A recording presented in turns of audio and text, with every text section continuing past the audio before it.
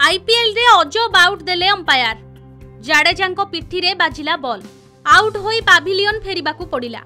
IPL रे पुणी थरे देखिबाकू मिलिछि एक अजब घटना। चेन्नई सुपर किंग्स रो स्टार ऑलराउंडर रविंद्र जाडेजांको अजब तरीका रे आउट हेबाकू पड़िछि, जहा परे रागी जाई पड़िया छाड़िथिले जाडेजा। सुपर संडे मुकाबिला रे चेन्नई एवं राजस्थान मैच रे एमिति किछि अजब घटना घटिछि, जहाकू नेई एबे क्रिकेट प्रेमी मध्य रे चर्चा जोर धरिछि। रविंद्र जाडेजांको अंपायर एमिति आउट देइछन्ति जे जेउथि पई से निजे मध्य आश्चर्य होई जायथिले। जाडेजा एभली आउट हेबा परे क्रिकेट रो हि अजब नियम सामना को आसीछि, जहा हुए तो बहुत कम क्रिकेट प्रेमी को जणाथिबो। सुपर संडे मुकाबिला रो प्रथम मैच रे चेन्नई रो चेपक स्टेडियम रे चेन्नई एवं राजस्थान मध्य रे खेल चलीथिला। राजस्थान रॉयल्स प्रथमे बैटिंग करी चेन्नई आगरे रखिथिला मात्र 141 रन रो लक्ष्य। सीएसके ही छोट विजय लक्ष्य को पिछा करबाकू मैदान को ओह्लाइथिला, हेले सीएसके बैटिंग बेले एमिति किछि दृश्य देखिबाकू मिलिथिला जहा केही किछि बुझी पारि नथिले। 16तम ओभर रो पंचम बॉल रे घटिथिला एभली अजब घटना। सेतेबेले राजस्थान पक्षरु बोलिंग करुथिले आवेश खान। आवेश को ऑफ स्टंप बाहरे थिबा बॉल को थर्डमैन आडकू खेलिथिले जाडेजा, तेणु से एक रन पूरा करी द्वितीय रन नेबाकू चाहुथिले।